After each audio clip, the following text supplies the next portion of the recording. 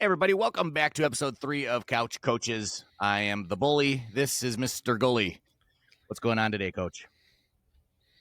Not too much. Living the dream. That's right. So what's going on in the news world? What can you tell our fans? Well, last night we crowned a new NBA champion. Congratulations to the Boston Celtics, beating out Dallas Mavericks in 5 games. Was pretty much a dominant win. Yeah, They pretty much had the game it was the whole. almost uneventful. Even the 38-point blowout, which didn't really matter, was uneventful. I would Yeah. say, was it game 2 that the Mavericks, or maybe game 3, one of them, they came back from 20 points down and made it a game, but they didn't seal Yeah. it off. It was game 2 or 3. Right. That was the only game that I found that was even kind of worth watching, and it wasn't even until the second half. Agreed. Yep. I completely agree with you. So with that being said, let me ask you this. Did somebody had brought this up to me, and I'm just curious on your take. Did Boston throw the game when they're in Dallas just so they could win it on their home court, or do you think they just kind of laid an egg? They just weren't with it that day, or Mavericks were on fire that day? Um, all of the latter. I don't believe that the NBA players are going to try to lose so they can try to win at home. It's professional sports. You don't know really Yeah. what's going to happen. I think that Dallas needed a win. They came out with as much firepower as possible. Boston might have just sat on their heels a little bit just to see if they could be competitive, and maybe they're resting for a different game. I don't know. Not saying they didn't try hard, but maybe they didn't give 110% like they did in 1 through 3. But I don't think any Right. professional athlete's going to go out there and be like, "Yeah, let's just give them this so we can win our home court." I think as a player, it's more satisfying to win on the opponent's court.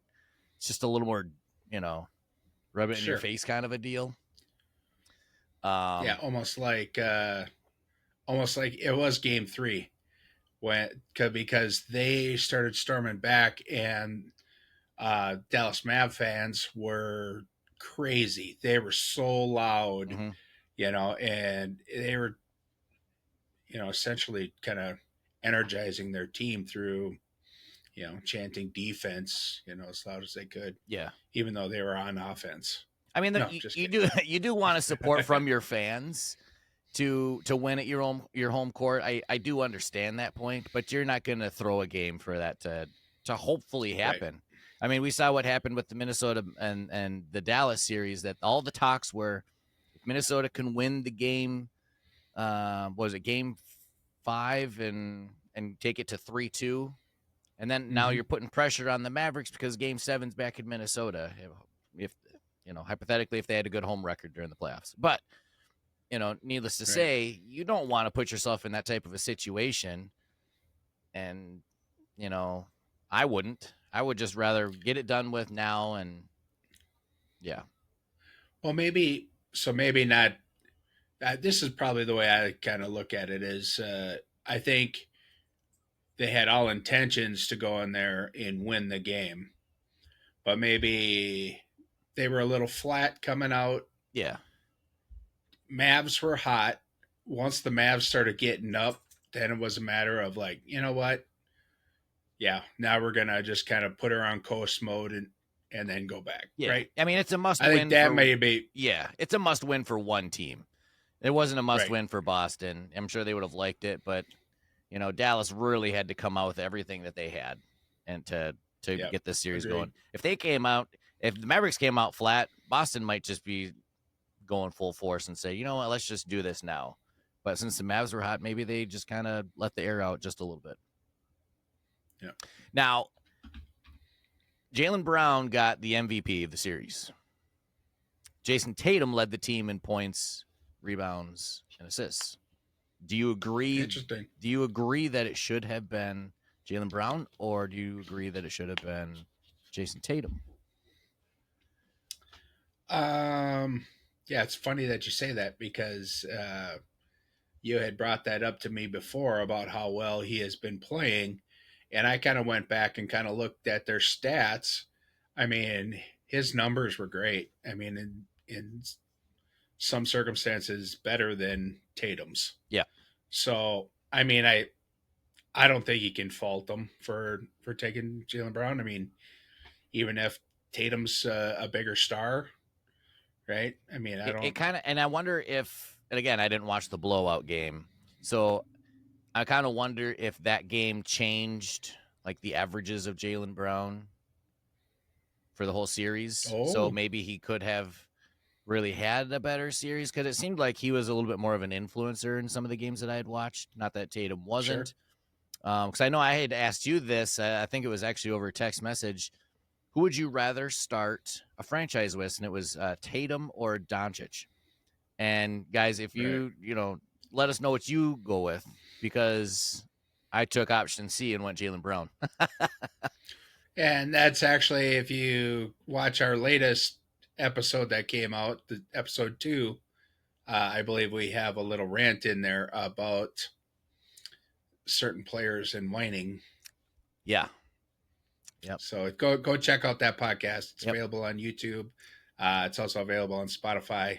And don't judge me So on my microphone. I did have issues, but go back and review and let me know what how bad it sounds at least. yeah, exactly. Technical issues. I'm not IT. Okay, I am not IT. I'm just here so I don't get I am, fined. but Are the Celtics in a prime position due to the teams in the East to win multiple championships here? Could they be a little bit of quote unquote dynasty for the next, let's say, if they win 2 out of the next 4 more years? Can that happen? Is it just too much going at the top of the list with Denver? I don't know if Milwaukee's still going to be in the mix, if the Sixers are ever going to pull through. The West is going to be stacked. Maybe Minnesota can do something. right. Is Uh, what do you think? that's a great question.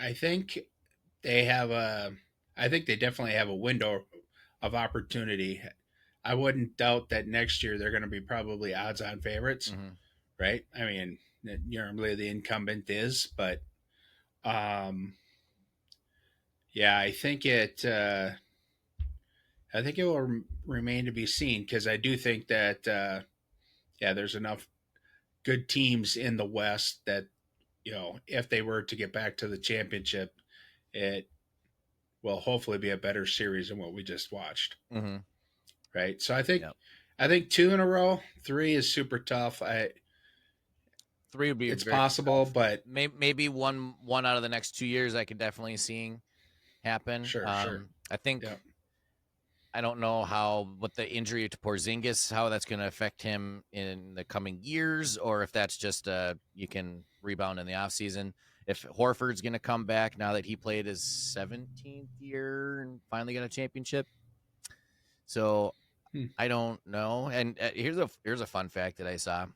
So they won the title on 6/17, and it was the previous title with KG, Ray Allen, and Paul Pierce was also won on 6/17, and the area code to Boston is 6/17. So there's some weird destiny going on here in the NBA. Maybe we'll have an ant infection all over the world, and Minnesota will win because of ants. I don't know. I could see Milwaukee if Damian Lillard can stay healthy. I know he's kind of probably starting the decline of his career a little bit, but he's still amazing. And him and Yep. Giannis I'd with agree. Milwaukee can do something. Sixers, Yeah, very true. Embiid, I just don't think he's got it. I mean, he's a great player, but he just doesn't have it when it comes to big games. Well, West teams, what do you think about Indiana? they're a little ways out for me. I think Indiana got fortunate, as well as some of the other teams in the East. They got fortunate because of the injuries to the opposing teams. I like Okay. Halliburton though. I think he's going to be a great player, but they need a little bit more firepower. We could see that they the best But that aren't they they could also a do. very young team, though? Very young, yeah. But they needed a little bit more firepower. Like they were putting everything that they could out there, and Boston was like, we don't have to do that much, and we're matching. Right. You know, so I think what Boston went 16-3 in these playoffs. Like it was not challenging for them. You know, they were that much dominant, that much fortunate, but I'm not going to take away from their success. That was an unbelievable Right. run. So now, Agreed. Lakers fans, you have to cheer your team to another victory and tie them at 18 because they hold the lead right now, and they're 18 above Minnesota, which is sad. You can see it in my face. It is. Um, Okay. Well, yeah, since we're on basketball, uh, now obviously the WNBA has been getting a lot of play time here ever since a lot more coverage. Caitlin Clark and Angel Reese came on the scene, right? Kind of energizing that sport. Mm-hmm. More and more people are watching. I want to say that virtually every game that Caitlin Clark plays in is almost a sellout if it hasn't been And I think already. it's Steven sellouts of bigger arenas. Like they're moving their home games, I think, to wherever the Pacers play. Right. You know. Um, so I mean, with that, did you happen to see the flagrant foul on Angel Reese on Caitlin Clark and what you thought of it? Yeah, I did. I did see it. My first initial reaction was a valid flagrant foul. To me, not enough for a flagrant two. You can see her sort of going up for the ball, like her arm is up in the air. Yeah. But it wasn't clear enough to go for the ball. And she went, and it like there's so much space between the ball and her head. And I know the game is fast, but you don't Sure. make that mistake. If you're that Right. great of a player, you don't make that mistake. And especially coming from the villain, right? Yeah. Who she, reputes to be now. Like I don't. Yeah. Yeah, I mean, I think she deserved it. Yeah. I got to admit, the first time I watched it, I actually thought that it was a little bit overkill as far as the call goes. But I guess the more I watched it, it's almost like she was going for the ball and then she figured she could kind of come over and just Yeah, catch her. yeah, You know what I mean? yeah. That's Let's try to make that's it. Let's try to make it one motion here, or it's accidental. yeah, Yeah, yeah. But yeah, I'm pretty sure. I mean, yeah, I don't know. I know that Angel Reese has got, you know, she's got it in for Caitlin Clark, yeah. even though she She beat beat her, right? Caitlin She's Clark. got the ring on her, right? That's what she did. Yeah, I mean, right, exactly. she's the Draymond Green of the WNBA. She's going to have this reputation. She's Probably. accepting the Yep. reputation, but she built that up herself over the last 2 years of college basketball. Yep. I don't know if it matters, but you play for Chicago, and that's not the best city of so yeah. And does Caitlin Clark probably get a little bit more than treatment than most people? Yeah, but I would still say if it was any other player, any other players in both positions, it still should have been a flagrant. So I think the call was correct. But now Okay. she did have was it a flagrant or technical a couple of weeks ago that was um they reversed it like after the game or something. Do you recall Oh. that one? Um No. and I think that's where she came out and she said, "Yeah, Caitlin Clark is a great thing for the game, but so am I." Right? Like you could sense Yeah. jealousy in her that, "Hey, me Right. too." But I did. I did. I do remember hearing that. Yes. just not a fan of that comment at all. And I don't know. I'm not saying I'm not a fan of the WNBA. I just don't put too much effort into it. Um, It might be successful one day. I don't think that they have been yet. I think they've been in the hole, but maybe this is the year they can come out of it because of the Caitlin Clark deal. Yeah. Well, yeah, I live in a household with two women who love sports, and they also used to live in Iowa, so they're huge Caitlin Clark fans. So There you go. anytime it's on, they're watching it. So Well, they need some supporters, so that's for sure. Other true. college basketball people, Zach Edey is going to be in the NBA draft. I think that he was declared a little while ago. Mm-hmm. The rankings kind of have him all over the map. The first time that we had looked at this, I was kind of surprised he wasn't between like 5 and 10, just I because would of agree with you. his accolades. But Mm-hmm. somewhere between 15 and 25 ish, 14, 25 ish. I mean, depending on what board you're looking at. Yeah. That surprises me a lot, especially for NBA, because it seems like after the top, we'll say 10 to 15 players, there's a drastic fall off in usually most drafts.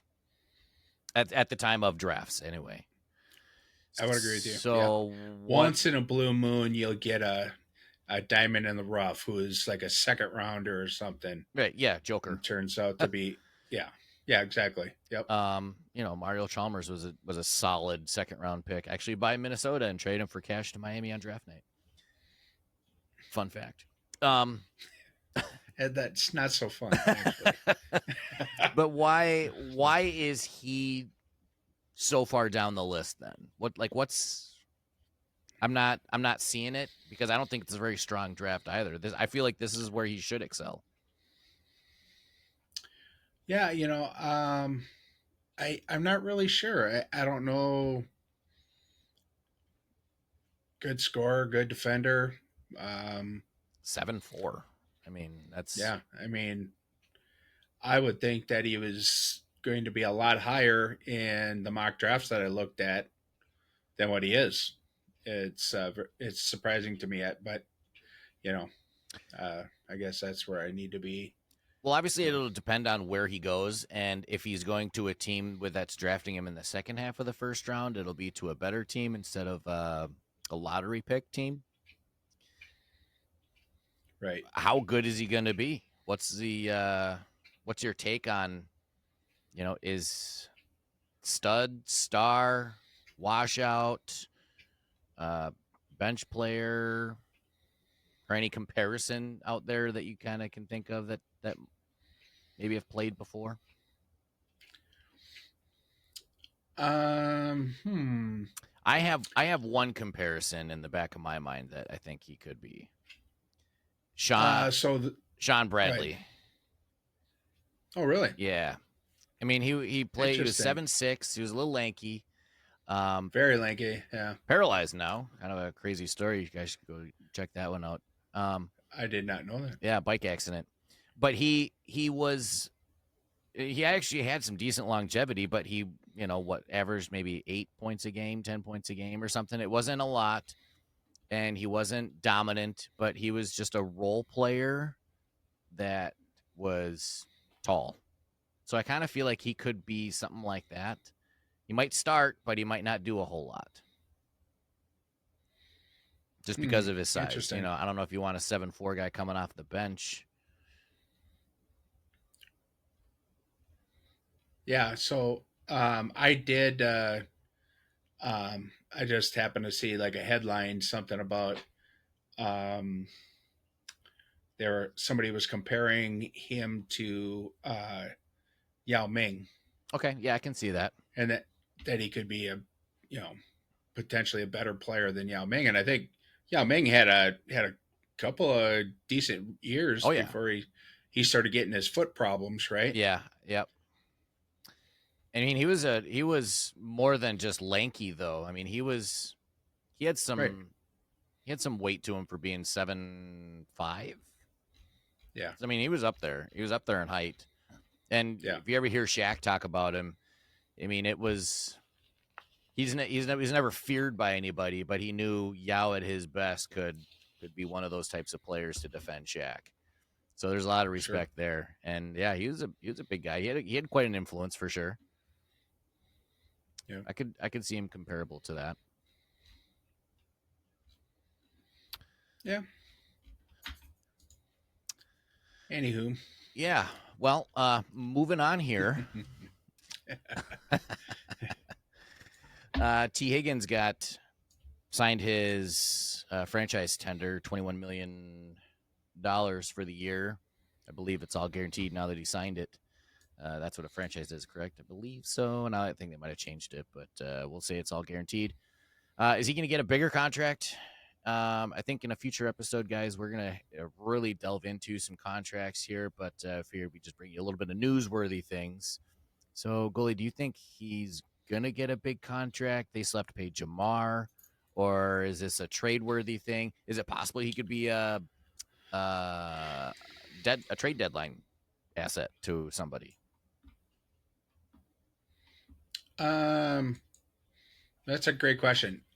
First off, I don't think that he's going to be a long-term Bengals receiver. I agree. I don't see Um, that either. I don't think Bengals pay yeah. people. Well, when you have Jamar Chase, and Joe Burrows, they're the superstars. They're going to get the money.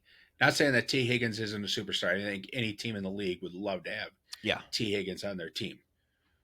But just like you were saying, they're not going to pay, two wide receivers and the QB to be the most expensive players on the team when I think they can. Now, comparable is, that's saying something. I think they can get a decent player to replace Higgins with. sure. Not saying that he is as good as Higgins, but Yeah, that's going to be a smaller cap hit. And someone more then, comparable a little bit, right? right. And then you can take that money and allocate it elsewhere, right? Yeah. You can, get some help on the defensive side of the ball. Maybe get an old lineman to help protect Burrows since he is your most expensive player, Mm-hmm. right? Yeah. So, yeah. And they don't have a I very good reputation in the past of forking out chunks of dough to players. I mean, granted, they haven't really landed a whole lot of great players in the last 20 years either, but right. they just don't I would seem to agree with have the that. history of, some other franchises that will just fork over loads for whatever. Right. Yeah. So yeah, I just don't see it. I just don't see it happening. I was actually kind of surprised that. So, um, it was a 1 year deal, but it wasn't the franchise tag, was it? I thought it was.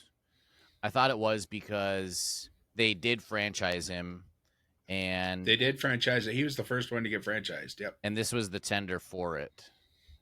99% sure. I would be shocked if that wasn't the same deal. I think because it's guaranteed that, and he's gonna take it. Oh, yep. But I but Yeah, I it do says here. but I actually do kind of think, and I said this about Houston before, and it didn't work out. But I do think T. Higgins is going to be a deadline trade target, whether Cincinnati is in the mix or not. But I think they might try to move him, maybe for like a second round pick. And so when Minnesota made the trade with Houston for their first round pick and 2 second round picks from Minnesota, that was actually Hmm. Houston's taking, not Minnesota trying to move up and get another first round pick.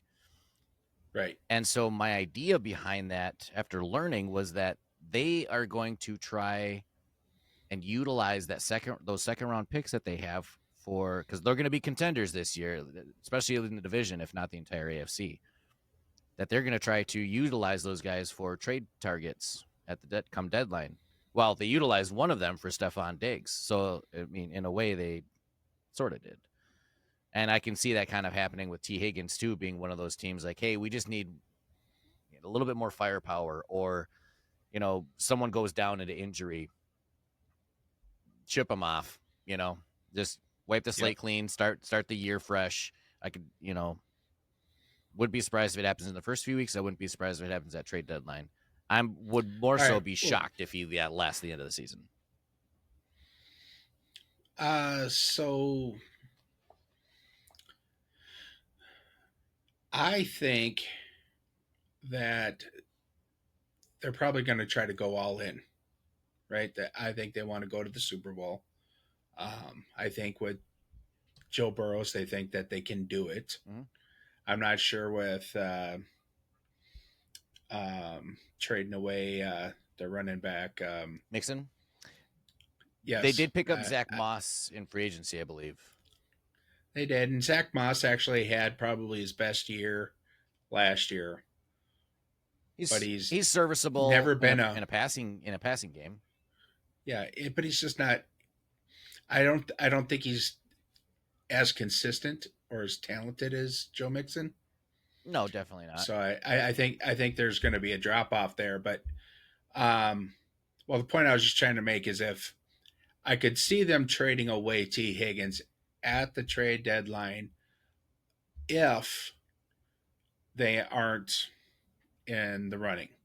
If they are in the running, if they're leading their division or one of the leaders in the AFC, then I think they're going to roll the dice.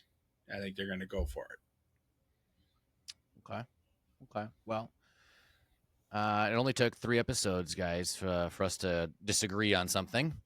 I know that's usually goes a little bit faster with most sports arguments, but we're here for entertainment, not to go 5 rounds over something. But Well, yeah, that's just my take on it. I really think that they were in the Super Bowl a couple years ago, 2 years ago. Yeah. So, and they could definitely be there. I don't know if how many injuries they're going to come across. Is the running back position going to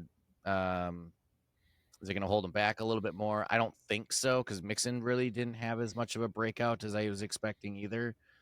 So, sure. or they didn't utilize him, one of the two. So, Yeah, like he definitely had a better season last year with Burrow being hurt. Yeah. Right. Yeah. But so, yeah. And yeah, I could see that maybe you just made the argument for why Zach Moss may be a decent fit. And I think Mixon was traded to the Texans, wasn't he? Yes. I don't think that was a free agent. So there's No. there's stuff going on behind the scenes in Cincinnati that we are not all aware of with trades, and I don't know if they're trying to get cheaper at running back or utilize the passing game, and maybe they will keep T. Higgins, or if they're just trying to get rid of the locker room rift and maybe try to start fresh, because that can sink a club if you get some jealousy going on, or Yep. look at me, pass my way. We saw that with Stephon Diggs. We see that with which I think that's part of the reason why he's in Houston now too. Yeah. I kind of feel bad for Josh Allen because he is a good player, and Buffalo is going to be one of those teams to just. I don't see them making the playoffs this year, and I like Buffalo. I really wish they could, be successful.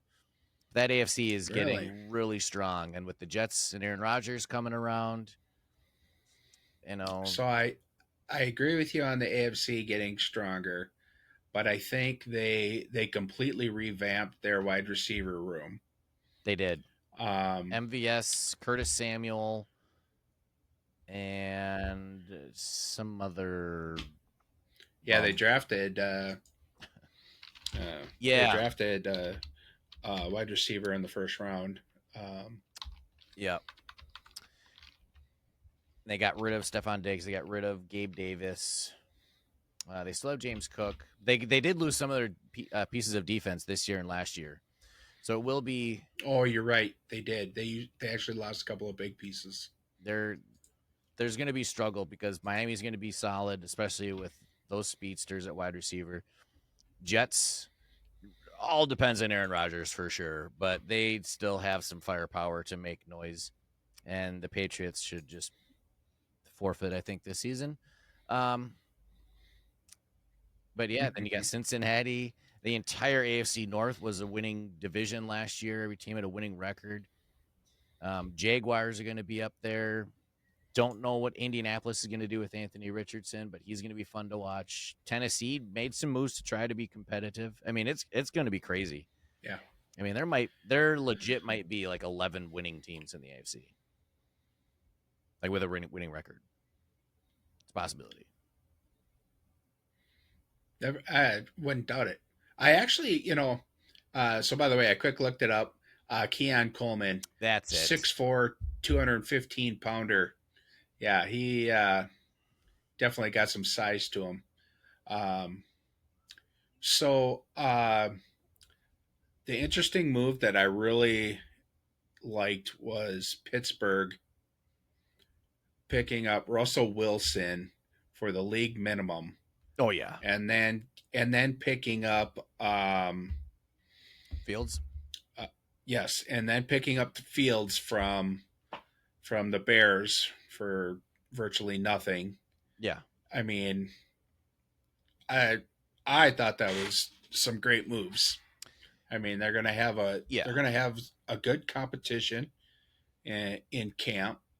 I think Russell Wilson will probably win it initially, mm-hmm. but if he comes out flat like he did with Denver, I wouldn't doubt that they go to Fields, or maybe even do some sort of like hybrid offense where Fields comes in on certain plays to give them you know the idea of the you know quarterback uh, run. Why am I like a drawing a blank on wildcat that? option or something like that, to where maybe both of them are in set, so they don't know who's going to get it or pass. I mean, there's Exactly. there's Yeah. there's definitely possibilities there. They traded away one of their wide receivers. Was it Deontay Johnson to Carolina? And they still have George Yes. Pickens. And then they obviously Yep. traded away like all their other quarterbacks. But I do agree with you. I do like the move that they picked up Russell Wilson for a league minimum. I don't know why you wouldn't. On the other hand, I wanted the Vikings not to do that just because I wanted them to draft a quarterback. Just in fearful that Well, they wouldn't move up and take somebody. But Russell Wilson still in the second year in Denver, he actually still had some decent numbers. I think it was like 24-7 when he was a starter in just this past season. So I mean that's a pretty right. good TD to interception ratio for a pretty bad offensive team that they had over there. So yeah, I he could be successful there in Pittsburgh. I don't, just because of their roster, I don't see it. But Mike Tomlin, man, that guy is a great coach. So he figures something out every year. I think so. I just really wish, and this is going back for, you know, when did the Vikings have Chile as their coach? Yeah, what was I that? mean, I really wanted 2010-ish or him. something? Yeah, when all of a sudden, with Tampa Bay, uh, and Tomlin was the defensive coordinator, and I was thinking that we need to sign him. Right, he was with us, went to Tampa Bay, and then getting interviewing for head coaching jobs, and I think we should have got him. But Yeah, there was Tomlin and Tony Dungy came from Minnesota defensive yes, coordinator positions that won Super Bowls. So those are stingers. Bill Belichick mm-hmm. or Bill Belichick, not Bill Belichick, Brian Billick, Yes, also won a Super Bowl. So we've had some close calls that we made the wrong choices on, but maybe KOC is going to be the guy. It would be really nice to see. I do like to see an offensive mind finally, because the Minnesota kind of seemed to have between Zimmer and Childress. I don't even remember who was before then. It was just a kind of a run of Tice. guys. Yeah, for 9 Yeah, games or and then we something. had no, But then we had and Denny. then We we had Denny had Green for a while. right. I think there was another one in there with Tice too, but Yeah, I cannot. is it Leslie? Oh, Leslie Frazier. You're right. Yeah. Yeah, Frazier. Yep. Yep. And he was another defensive minded coach, which is funny because he's doing well as a Yep. defensive coordinator. Some people just aren't meant to be head coaches. Yep. and some I think do with him, well yeah, with I think he was just a coordinators. little bit too laid back. Yeah, yeah. You know, I mean, His motto was, we got to play better, and we didn't play well. We got to play better next game, and it was the same, rant every game. And it was like, dude, tell us how you're going to do something. Make a move. Do something. Don't just. And trust me, like interviews on, when they interview coaches and players, it's the dumbest thing ever. It really is because what are you going to do? Throw someone under the bus? Oh yeah, quarterbacks suck yeah, today, and that's why we lost the game. But instead, they change it and say, we got to play better and we got to correct our mistakes and run to Cincinnati. Well, no one wants to hear that shit. People want to hear them say the quarterback sucked or, Adrian fumbled the right. ball 6 times today, and that's going to be why we lost. Like tell us who you're actually blaming. Let us in on the secrets a little bit. Otherwise, why even have these podium interviews? Right. Yeah, they generally all say the pretty much the same thing. Maybe they rephrase it just a little bit differently, but Yeah. Uh, so Gully, last week we talked about the hot spot of the Twins' new uniforms, and they unveiled them just the other day. And funny enough, now today they're playing the Tampa Bay Rays, which is funny because they look like the Tampa Bay Rays jerseys that we talked about. well, I could go and switch my hat and put on my I'm I'm my I'm I'm Minnesota Twins. I'm fine with this one before you bring out the mosquitoes. So the Twins are, I think, one of the best records in Major League Baseball against teams below 500. And yet I'm guessing it's the opposite for teams above 500. And they won 17 out of 20 when they were 7-13 early on in the season. On the radio today, one of the guys said that saved the Twins season. And I'm going to disagree with that because when you play 160 games, you're not saving your season 20 games into it. Okay, there's so many games left.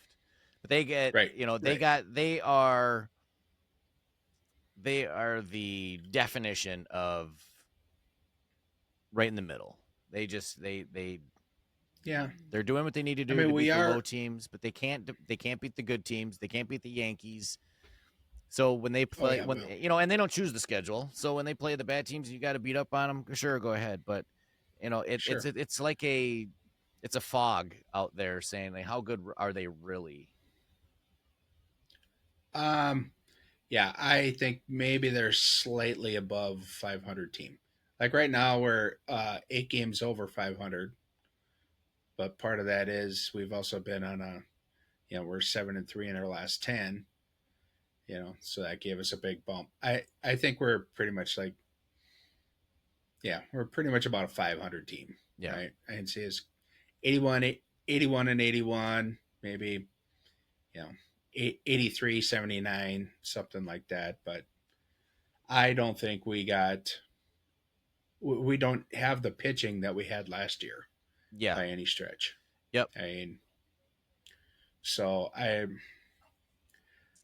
Who was the guy that they traded Luis Arias for? Pablo Lopez, is that his name?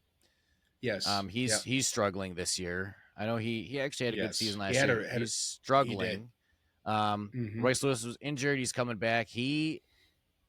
There are talks about him being a top 10 player in baseball right now.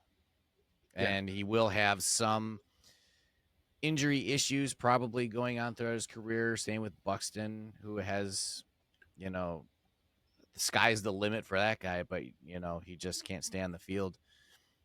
I mean, agreed. is Royce Lewis the guy that can be compared to a Kirby Puckett, or I don't know if a Joe Mauer is the same caliber because one hits home runs Yeah, and one didn't. But if Royce Lewis can put together a few seasons where he's hitting, 300, 30 homers, 100 runs batted in, um, and he's not a liability in the field, then I think he and takes us to a World Series win, Yeah. right? Then you could maybe put him in the caliber of Kirby Puckett, Okay. somewhere in there. But Kirby Puckett was one of the best that the Twins ever had. I mean, that's why he's in the Hall of Fame, even though he kind of had a shortened career with his With the with his eye. eye. Yeah. Yeah. Is he? Do you consider Royce Lewis like a poor man's Mike Trout right now? Hmm. You could. I think you could say that. I mean, Mike Trout plays the outfield, and you know, Royce Lewis plays the infield predominantly. But yeah, I mean, I think you'd probably say that. I mean, he's got that dude's no doubt about it. I mean, you take a look at his stats. I mean, he ranks up there. I want to say when he came back from injury this season, well, he hit a home run in the first game of the season. Then when he got hurt in that game, when he came back, he hit home runs in the next two games. Yeah. And I want to say for the first like 80 games of a player's career, he ranked like top 5 in home runs. Yeah. Actually, I heard the same thing. It was the first 82 games of a player's career, and he's on tops of. It might not be home runs. It just might be maybe overall, or I'm not sure how they ranked it. Apparently, but he's better than Puckett. He was better than Killebrew. He was better than Oliva. I mean, he is basically the number one player in the first 82 games. Now, Yeah, for the early Twins. on, I'm Yep. sure, but multiply that out times 2 for a season, multiply that out times Yep. 10 for a career, and he can definitely be, one of those named players. And how long ago was he drafted? It kind of felt like eons ago already. And finally, he comes It around. was a while ago because he have two ACL tears. So I mean, I think he lost 2 seasons before he even got up to the majors. Right. So and then to go along with that, I mean, in his very first home opener this year, then he Goes pulls the down after he quad. hits the home run. And, yeah, he pulls that quad, and then next thing you know, he's out for almost 2 months. Yeah. Yep. But if he can stay healthy, I think if Buck can stay healthy, I'm a big fan of Miranda. I think Yeah. Miranda could be somebody special if um, he can just uh, he just needs to be more consistent at the plate.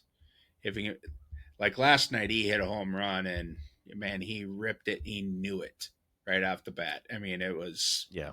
it was fun to watch. And then we have so many really good young players. We have um, I'm John Julian, who just got Julian. sent down. Yeah, he's Um, struggled for sure, but he's fun to watch though when he gets going.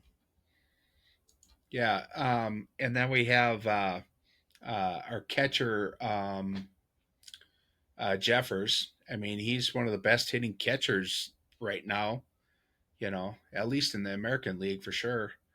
Um, I don't know. I think we got as fans. I think we got a lot to kind of look forward to, but at the same time, you know, if we can't put together, a decent staff, that's what's going to kill you every time. Yeah. You have to have at least 3 top starters, right? Yep. So if you can get into the playoffs, well, then you can go to that short rotation, right? But Right. you have to have those 3 really solid starters, and yeah, that's how I Yeah. was disappointed to see the Twins uh, not improve the staff? It seemed like we declined. Well, I mean, they're young too, maybe outside of, I don't know how old Correa is, and he's finally coming around. So there's hope. Oh man, but he's been hot. He's yeah, but there's some hope for the team. absolutely. I think we got maybe two trivia things here. I think you said you have one, I have one, and then we can wrap up today's show. Yeah, sounds good. Do you want to go first, or would you like to go second? Sure. Mine's okay. So mine is you have to rank the wide receivers.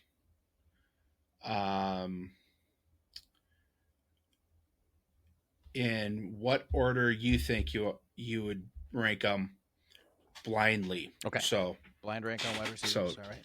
Yes, exactly. Sorry, I took the long way of saying that. Yeah, you're good. So let me just write that down here.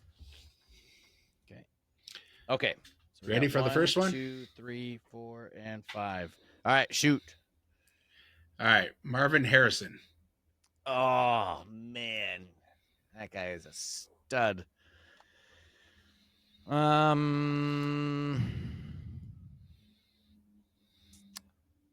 feel like there's going to be more on this list. I'm going to put him at 4. Okay. He's going to be my number 4. Davante Adams. Ooh. Well, I will say Davante is maybe a little bit more diverse than Marvin. I love Marvin, man. I was a huge Peyton guy. But I'm going to put Davante at 3. Okay. T.O. Terrell Owens. Terrell. Okay. So he's pretty much in like top 3 of every category. I don't know what you're going to bring me next. Just because of his odd off-field issues, I'm going to put him at 2. I'm going to put T.O. at 2. And we'll see what kind of curveballs we got. We have 1 and 5 left, so this could really go either way. Calvin Johnson. Calvin. Okay. I'm going to put Calvin at 1. That guy is just too hard to overlook, and I can't put him below Marvin. Okay. So number 5. Number 5, Randy Moss.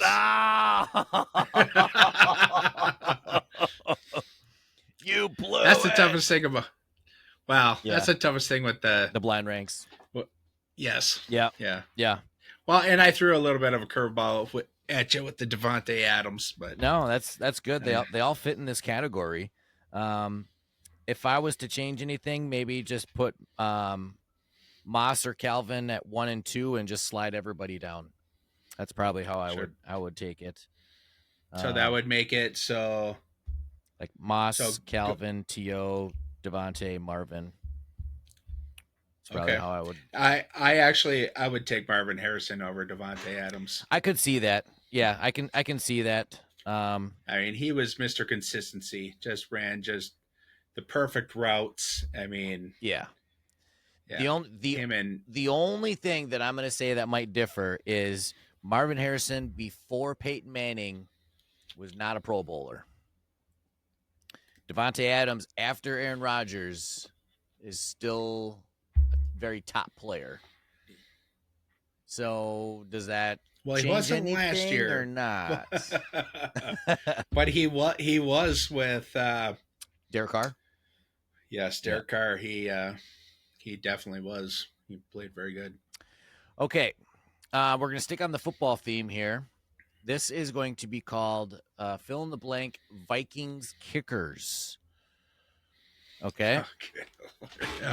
And I tried to be easy, but it is not going to be. Okay, so from 1998 to 2002, we had Gary Anderson. As most notably known, Minnesota is known for kickers missing important field goals. In Oh, yeah. 2002, they had Doug Bryan. Can you name the kicker in 2003? If you want to pass, you can pass.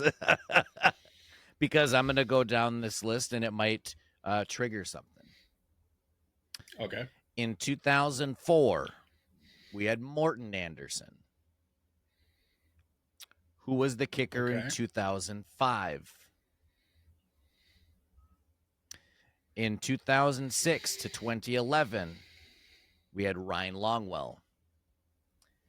Who was the kicker between 2012 and 2016? Oh, I think I know this. So there's 3 fill in the blanks. One of them is hard, one of them is easy, one of them is medium. And So was the last one, was it Blair Walsh? Blair Walsh is correct. He was 12 to 16. So 2005, in between Morton Anderson and Ryan Longwell. If you would like a hint, I can give you a hint. And the other guy, Sure. I cannot give you a hint at all. This guy came from also a division rival team. So Lions, Packers, or Bears.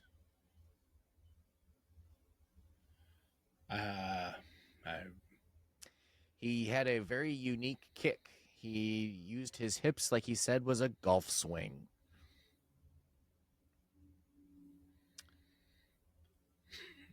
Paul Edinger.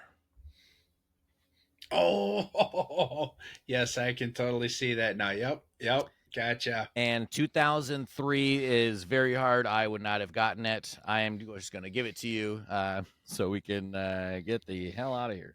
Donald Igwebike. Nudie Eby. Benny Ricardo. Aaron Elling. No, would never. That doesn't. I mean, once seeing the name, it kind of rings a bell. I would never have retrieved that. I don't actually. When I looked this up, I kind of forgot about Doug Bryan. I mean, I know he kicked for us, but I would not have come up with those names. And before Gary Anderson, was it Fuad Revez? I think you're right. I think it was. I don't even know where we got him from. But that's all I have today, Gully. That's about all I got, Coach Bully. Well, guys, be sure to hit us up on all of those networks.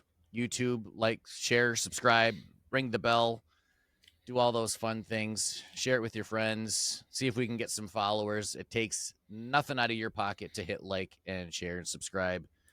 Absolutely. It is free. It can only be helpful, and we're a fun community. So please come on back for episode 4. Till then.